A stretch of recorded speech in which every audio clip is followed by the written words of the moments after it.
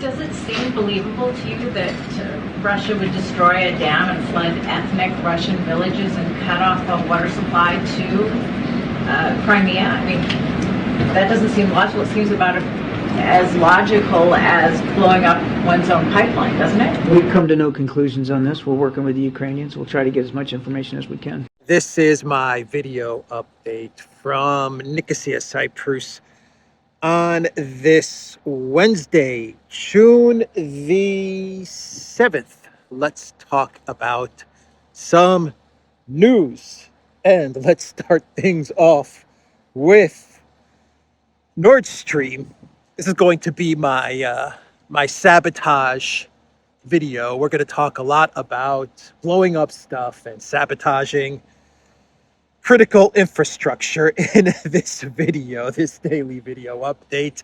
And we'll start things off with the Nord Stream sabotage, because we have an article via the New York Times that they published just yesterday, June the 6th, with the title, U.S. had intelligence of detailed Ukrainian plan to attack Nord Stream pipeline.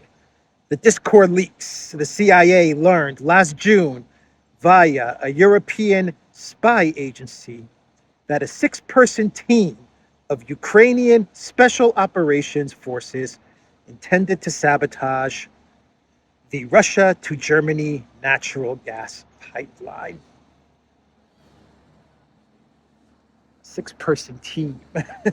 No mention of the Andromeda in this article, but a 6-person team from Ukraine. They blew up the Nord Stream pipeline. That is what the Washington Post is telling us via the Discord leaks. So those Discord leaks. So in this article, basically, the Washington Post is reporting that via the Discord leaks and via CIA and trusted European intel shared with the CIA, that the 6-person team that blew up, the 6-person Ukrainian team that blew up the Nord Stream pipeline reported to, drumroll, Commander of the Ukrainian Armed Forces, Zaluzhny. That is right. You can't make this stuff up. So all roads now lead to Zaluzhny when it comes to the Nord Stream pipeline sabotage. Oh, poor Zaluzhny. All the dots are connecting, aren't they? All the dots, they are connecting. The pieces are coming together. The fix is in.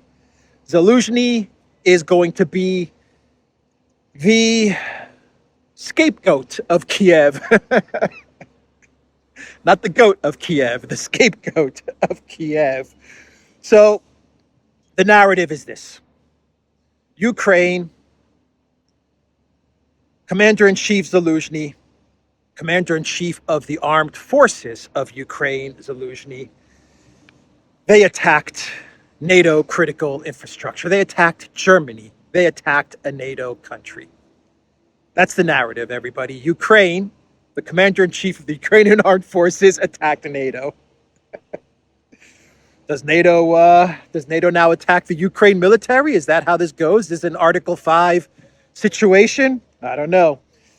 But let's see here. Let me read you the first 2 paragraphs of this Washington Post article, and I'll read you a couple of other paragraphs further down in this article, and I think you'll get a good sense as to what the WAPO is reporting. Now, remember, the Washington Post, this is the deep state, 3-letter agency publication. So what you are getting from the Washington Post is basically what the CIA, the FBI, and the DS and the deep state.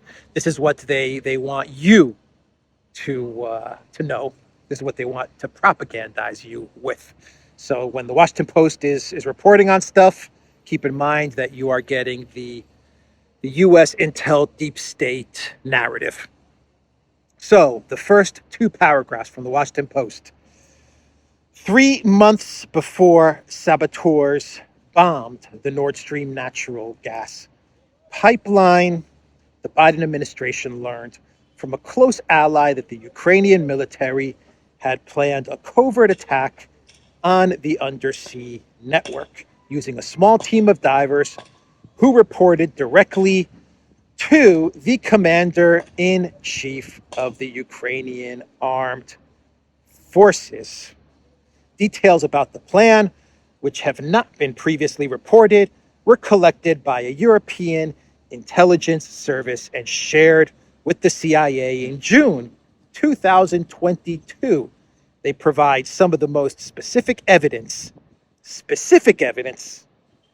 to date, linking the government of Ukraine to the eventual attack in the Baltic Sea, which US and Western officials have called a brazen and dangerous act of sabotage on Europe's energy infrastructure. Specific evidence, very specific evidence, more than a year old, June 2022.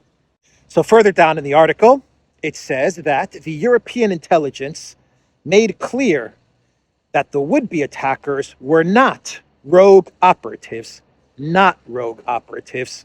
All those involved reported directly to General Valery Zaluzhny, the country's highest-ranking military officer, who was put in charge so that Ukraine's president, Volodymyr Zelensky, wouldn't know about the operation. Would not know about the operation, the intelligence report said. Keeping Zelensky out of the loop would have given the Ukrainian leader a plausible way to deny involvement in an audacious attack on civilian infrastructure that could ignite public outrage and jeopardize Western support to Ukraine, particularly in Germany, which before the war got half its natural gas from Russia and had long championed the project in the face of opposition from other European allies. So, let's see here. Plausible deniability for Zelensky. The Biden White House comes out of this clean. Zelensky comes out of this clean. Olaf Scholz, clean. He doesn't have to field questions about the Biden White House blowing up German infrastructure. He can now say that it was Ukraine and ultimately Zaluzhny, and the person that is going to be scapegoated, who is screwed in all of this, is Zaluzhny, or the person right now that claims to be Zaluzhny, the guy that was sitting behind the desk at the ODYSEE science fair a couple of weeks ago. That guy, that's the guy that is going to get the blame, ultimately get the blame for the Nord Stream pipeline sabotage, if you go by this Washington Post article. Boy, those Discord leaks have proven very convenient for the Biden White House and the deep state. When those Discord leaks first came out, everyone thought that all of these leaks would damage the Biden White House and damage the CIA and the FBI, but the reverse has actually happened. The Discord leaks have actually been very helpful to the Biden White House and the three-letter agencies. Isn't that interesting? Isn't that interesting how the Discord leaks have actually helped the deep state more than they have hurt the deep state? Funny how that works out. So that is the article from the Washington Post. Zaluzhny, the scapegoat of Kiev. Does that mean that you cannot rule out that it might have been an accident? We are actively working to determine what happened and hope to have more information soon. I'm just not going to speculate from here. I'm not asking you to speculate, but when you say it's inconclusive, does that mean that you decided that or you have come to the conclusion that it could have been accidental? Again, Matt, we're working to determine what happened, but I think the important thing is that Russia started this war. It was Russia that occupied this area of Ukraine, and it was Russia that was in control of this dam. Again, I don't have a conclusive assessment to offer you from up here. Okay, but I don't understand what it is. So that means that it is still a possibility, according to what you know at the moment, that it was accidental.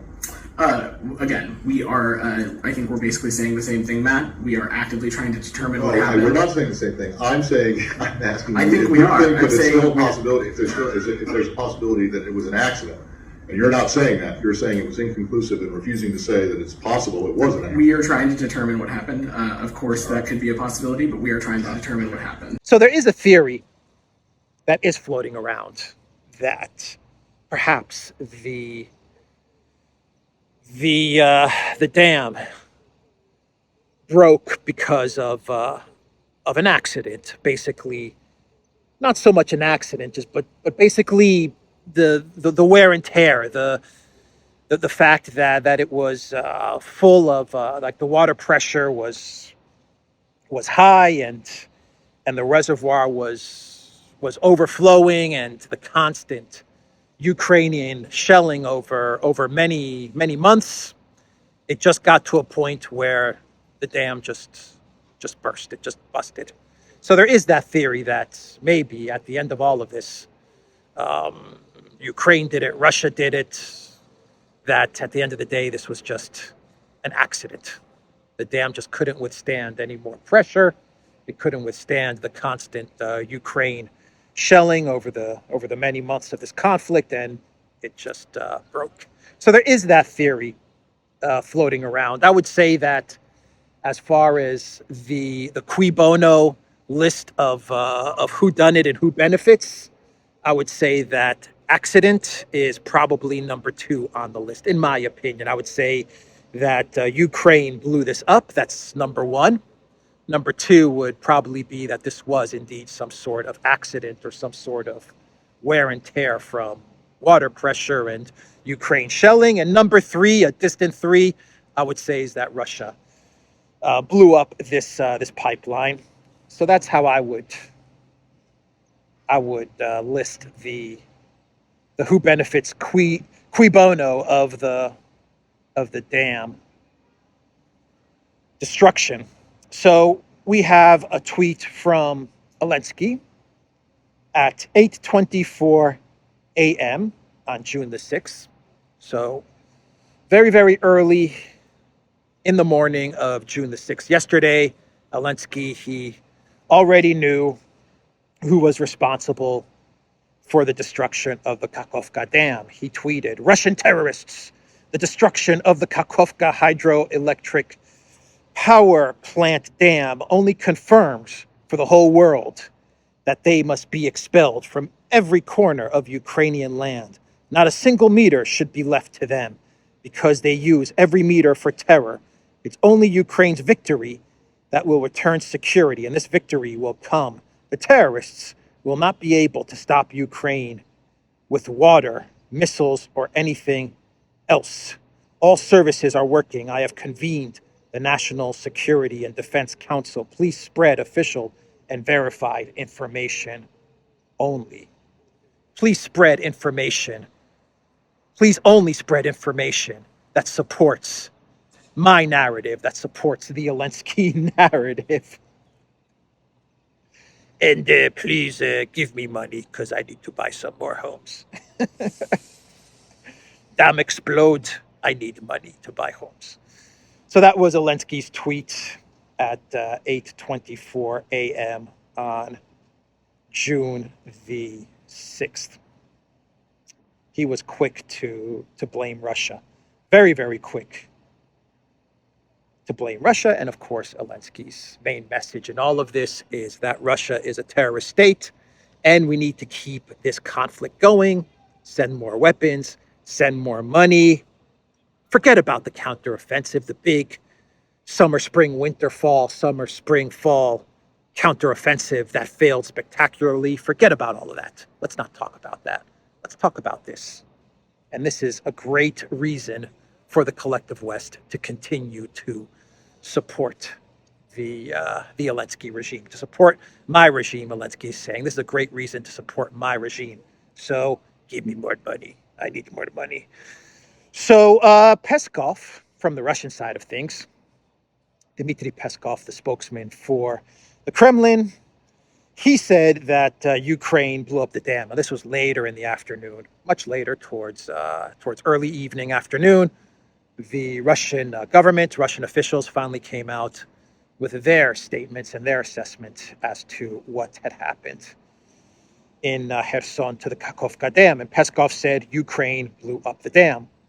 And they blew up the dam in order to deprive Crimea of water and to distract from Ukraine's summer counteroffensive failure. The sabotage, Peskov said, is also connected with the fact that having launched large-scale offensive operations 2 days ago, the Ukrainian armed forces are not achieving their goals.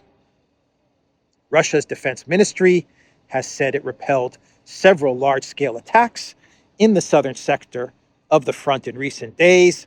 These offensive actions are choking, Peskov stated. The offensive actions are choking.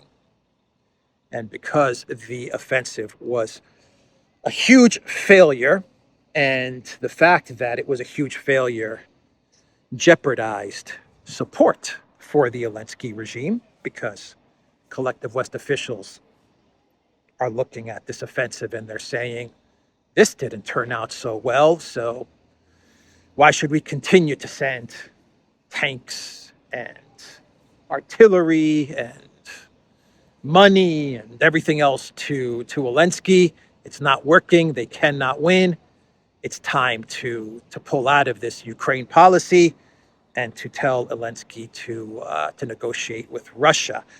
They're very afraid that this would be the outcome of a failed offensive. And so what Peskov is saying is that in order to divert attention away from the failed offensive, what does Ukraine do? It blows up the dam.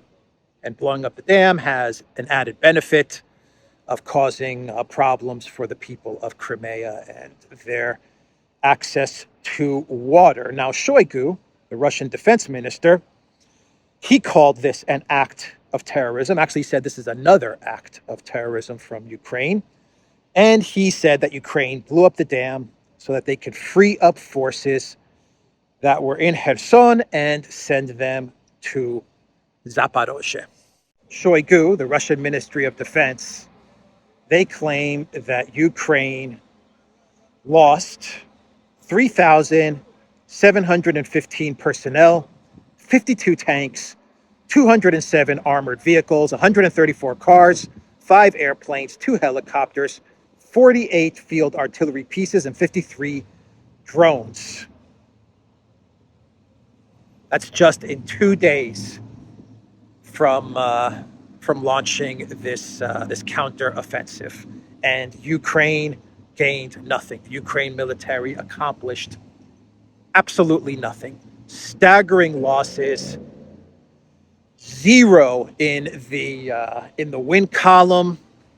And so what Shoigu is saying is that because of these losses, the Ukraine military, they blew up the dam in order to free up forces in Kherson, because this region now is pretty much, at least for the short to medium term, it's meaningless to keep forces in this area. So let's move them from Kherson to Zaporozhye to make up for the losses that they sustained in the first 2 days of the big summer counteroffensive that offends me and offends you and offends everybody on this planet. So that is what Shoigu said with regards to the Kakhovka dam. So on a humanitarian level, Ukraine blows up the dam so that they can cause suffering in Crimea. And they also cause a bit of a headache to the Russian officials because they have to deal with the water issue in Crimea. On a media level, Ukraine blows up the dam. They distract away from the big counteroffensive failure, and everyone is now focused on the Kakhovka dam. From a financial level, EU leaders are not going to focus, the collective West leaders are not going to focus so much on the big counteroffensive failure, and therefore they're not going to think about pulling their financial support from Ukraine, and everyone is going to be looking at this terror act, as Zelensky brands it, of Russia on this dam. So from a financial level, Ukraine also has something to gain in that they're not going to worry about collective West leaders pulling their support, pulling their monetary support from Ukraine, because, well, Russia has just blown up a dam. So please keep sending us money. Don't look at the counteroffensive that has failed. And from a military aspect, Ukraine suffered heavy losses in the first 2 days of the counteroffensive failure, and now they're able to shift the forces that were in Kherson and shift them over to Zaporozhye to make up for some of those losses. So across the board, you can see how Ukraine gains from the Kakhovka dam disaster. Now, the UN Russian ambassador, Nebenzia, he came out with a statement, and he said that Ukraine destroyed the Kakhovka dam in an unthinkable crime intended to harm Crimea for choosing Russia in 2014. And he also brought up the Washington Post article from December 2022, which interviewed a Ukrainian general, a Ukrainian commander, who said that the Ukraine military is actually using U.S. HIMARS to strike at the Kakhovka dam. And this is what Nebenzia said. Feeling the total impunity and being encouraged by Western sponsors, the Kiev regime decided to carry out this terrorist plot, Nebenzia claimed. He noted that the Ukrainians had significantly increased the discharge of water from the Dnipropetrovsk hydroelectric power station, leading to even greater flooding downstream, which indicates that this sabotage was planned in advance. The terrorist act was intended to free up Ukrainian forces for the counteroffensive, currently getting bogged down in Zaporozhye, while inflicting massive humanitarian damage on the population of the Kherson region. The Russian diplomat brought up U.S. media reports documenting Ukrainian attacks on the Kakhovka Dam in December 2022 using U.S.-supplied HIMARS rockets. He also presented a document that Russia sent to the United Nations, to the UN Security Council, which stated that Russia was concerned about the Ukrainian attacks on the Kakhovka Dam, and Russia is warning the United Nations that if Ukraine continues to shell this infrastructure, it will lead to some sort of disaster, some sort of catastrophe. And this document was sent in October 2022. Russia has the document. They presented the document again to the United Nations. They have the receipts.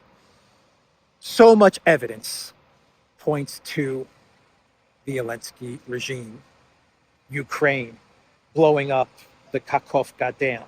The Russians have a very, very strong case that they are making that Ukraine, they are the ones that blew up the dam, and they are the ones that benefit from the destruction of the Kakhovka Dam. Asia Times, they ran an article today, this morning, with the title, "Maybe the Ukrainians blew up the Kakhovka Dam. If so, did they act alone or get permission?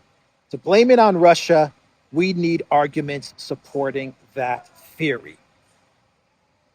So far, the only argument that I have seen supporting the theory that Russia blew up the dam, two arguments.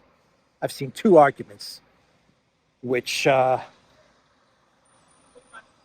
support the theory that Russia, and I use the word support very, very loosely, support the theory that Russia blew up the dam. The first argument is that Russia blew it up so that they could prevent the Ukraine forces from attacking Russia in Kherson for the great big offensive. That's the first theory, to prevent the Ukraine forces from attacking across the river in Kherson.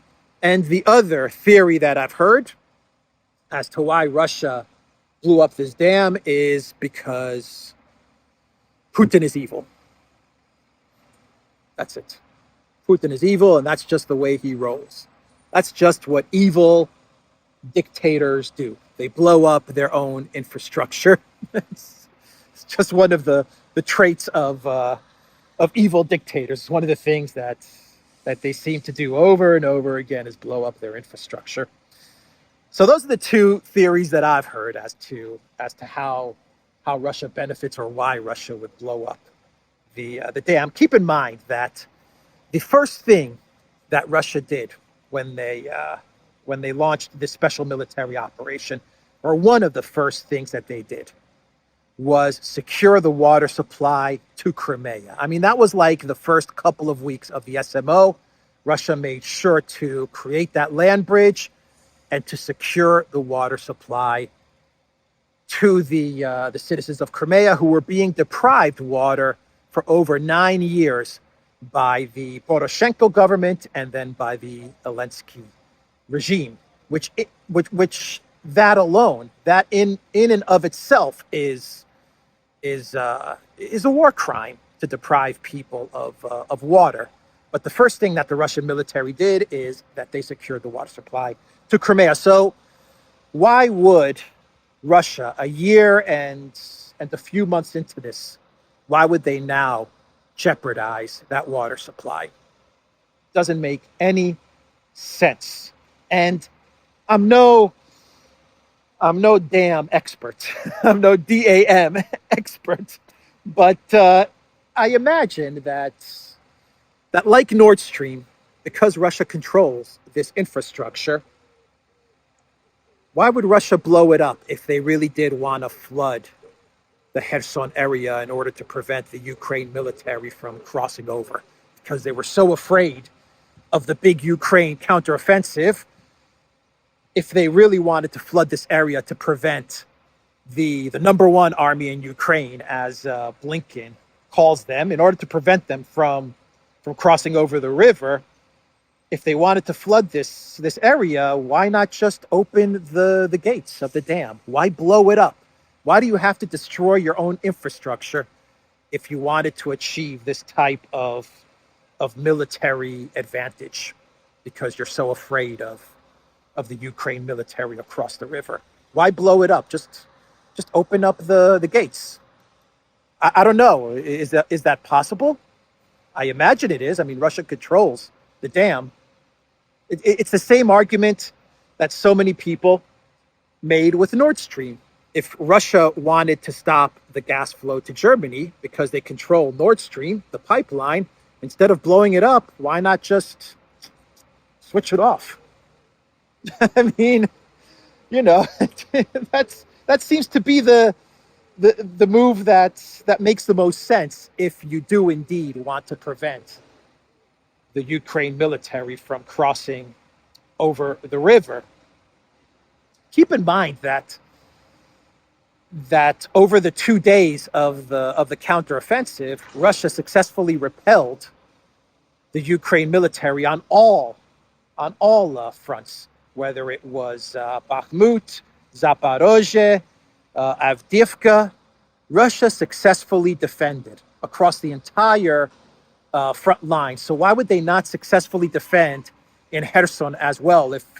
If it really was the case that Ukraine was going to cross over the river, why would Russia not also successfully repel the Ukraine offensive in that region as well? So why would Russia need to blow up a dam in order to gain some sort of advantage, or in order to shift the momentum of the counteroffensive, when the momentum was favoring Russia, is favoring Russia, and Russia doesn't need an advantage in this conflict. If you go by the past 2 days of the counteroffensive, it seems that Russia has the advantage. They don't need a momentum swing.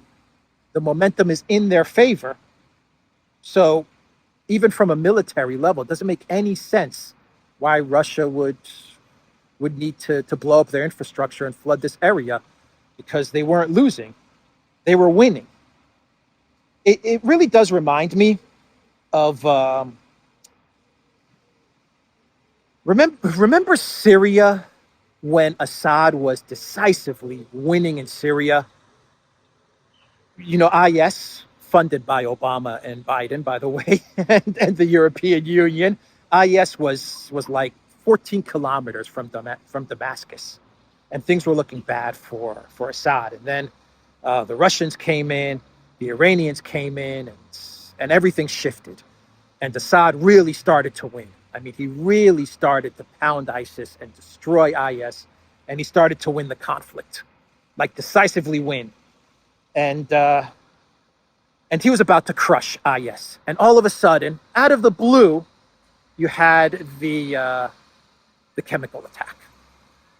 For no reason, the narrative was that Assad decided to launch an attack on his own people in Duma, I believe, if I remember this. It was in Duma. All of a sudden, you had this chemical attack as he was winning the conflict, as he was about to completely crush IS. He decides out of the blue to launch his chemical attack. That's what this reminds me of. Russia is decisively winning, like Assad was winning big time. And all of a sudden, out of the blue, because he's evil, that was the excuse we were given, because Assad is evil, like Putin is just evil, they decide to do something like blow up a dam or launch a chemical attack. It gives them no advantage. It doesn't benefit them in any way, but because they're evil, they decided to do it. So look, the most plausible explanation, in my opinion, for the blowing up of the Kakhovka Dam is that Ukraine benefits the most from this.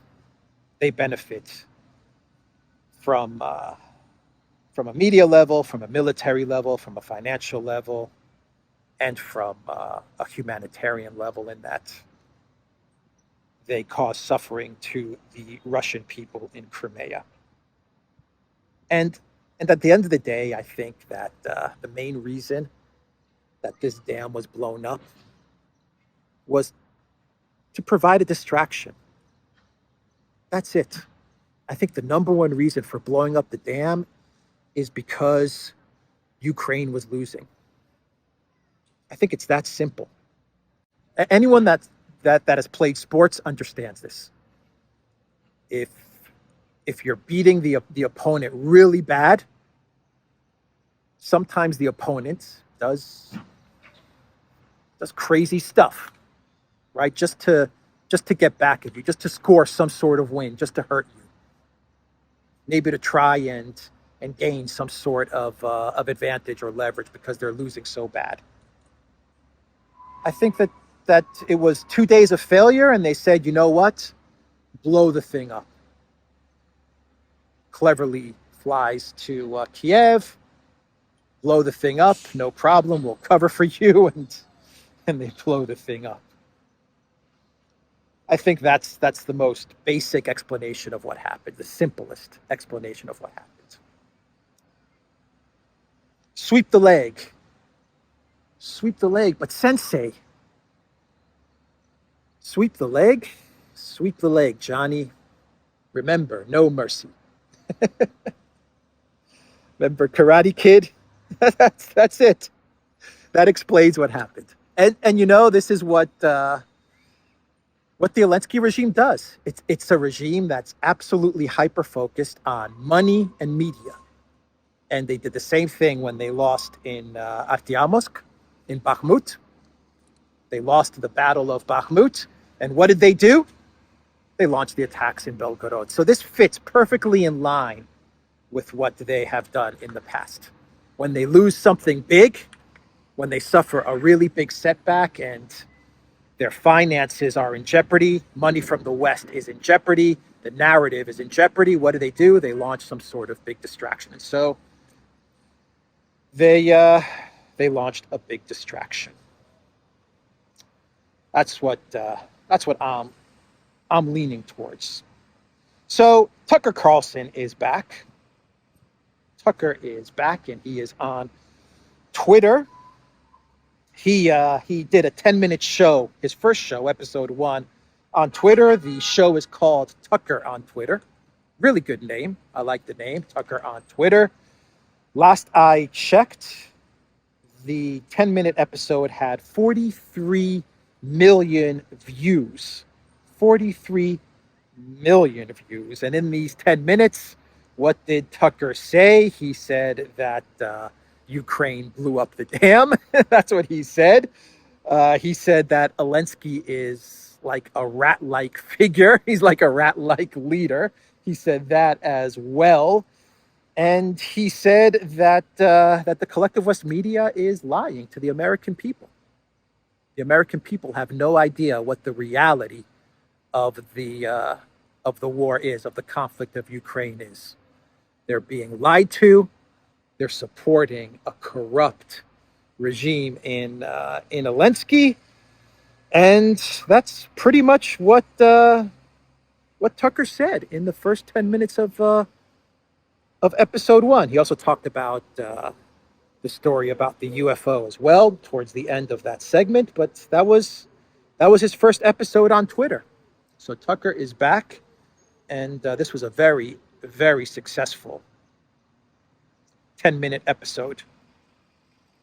And the first tweet that I see, the first reply that I see from episode 1 of Tucker on Twitter is from Lark Davis, who says, "Russia blew up its own dam. LOL. They will try and make people believe anything." Exactly. Russia blew up its own dam. Russia blew up its own pipeline. What else? What else do we have? Russia is attacking its own nuclear power station, and on and on and on and on. Sweep the leg, Johnny. Sweep the leg. Oh, man. So let's do a couple of clown worlds and we'll wrap this video up.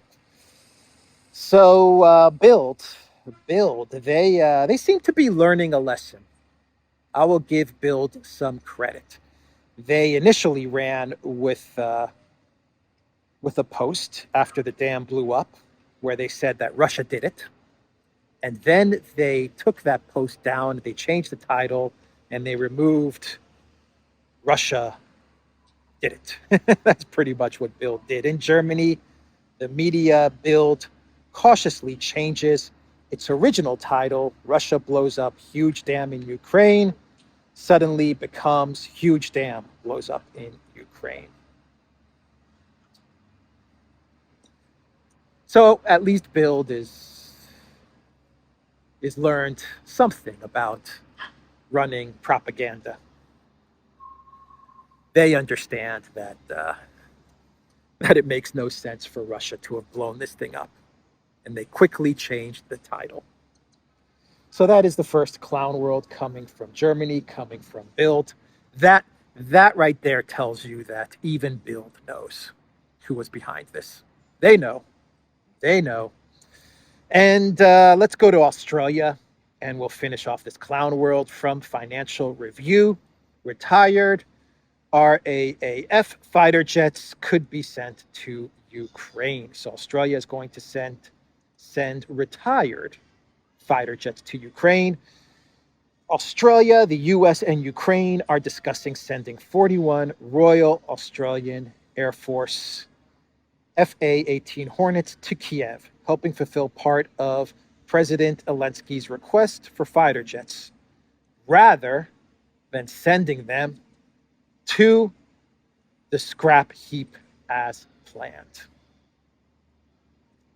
Sources have told the Australian Financial Review that the US, which recently gave permission to other Western allies to supply Ukraine with advanced fighter jets, including US-made F-16s, is favorably disposed to the idea of gifting Ukraine the FA-18s. So basically, instead of sending these planes to the junkyard, Australia said, just give them to Ukraine. Just instead of throwing this away, just give it to Ukraine. What's the saying? One man's garbage is another man's riches, or something like that. No, there's a real famous, like a popular saying, something along the line of one man's garbage or one man's trash is another man's riches, or something like that. Anyway, that's basically it. There you have it. Instead of disposing of these fighter jets, just give them to Zelensky. Give them to Zelensky, so Zelensky, as the Luxembourg Prime Minister said, as he motioned, just so Zelensky shuts up. Right? There you have it. So, the Ministry of Defense for Ukraine on June the 1st, they sent out a tweet and they said, we need Australia in the tank coalition of free nations. Dear Australians, this message is for you. Each and every tank we receive from Australia will help us break through the enemy's defenses. And as a result, regain our land and save the lives of our people. So last week, the Defense Ministry of Ukraine, they told Australia, give us your tanks. And this week, we have Australia telling Ukraine, I don't know about tanks, but we'll give you some fighter jets that we were going to throw away. Zelensky is going to start traveling around the world again, and he's going to start asking for tanks because Ukraine lost 50 tanks, something like 50 tanks in 2 days. 4,000 soldiers, 50 tanks in 2 days. Now, we know that for this big counteroffensive, that Ukraine had a force of 50,000 soldiers and 300 tanks. And let's just say they didn't lose 50 tanks. Let's say they lost 40 tanks. Let's say Russia is pumping up the numbers. Let's say 30 tanks. Let's say Russia's really inflating the numbers. Ukraine lost 30 tanks and 4,000 soldiers. Basically, Ukraine lost 10% of their fighting capability that they built up for this offensive. 10% in 2 days. That is unbelievable, and they have nothing to show for it. 10% in 2 days, and they have nothing to show for it. Zelensky's going to be traveling around Europe. He's not going to be asking for fighter jets. He's going to be asking for air defense because they have no air defense, and he's going to be asking for more tanks. That's what's going to happen. So that is the video, everybody. The Duran.locals.com. We are on Rumble, Rockfin, ODYSEE, BitChute, Telegram, and Rockfin, and go to the Duran shop. Pick up a Duran backpack. Pick up a Duran t-shirt. We have a summer giveaway that we're going to be running on the Duran shop's Instagram channel. I'll put a link to that down below. So keep an eye out for that as well. And that is it for me. Take care.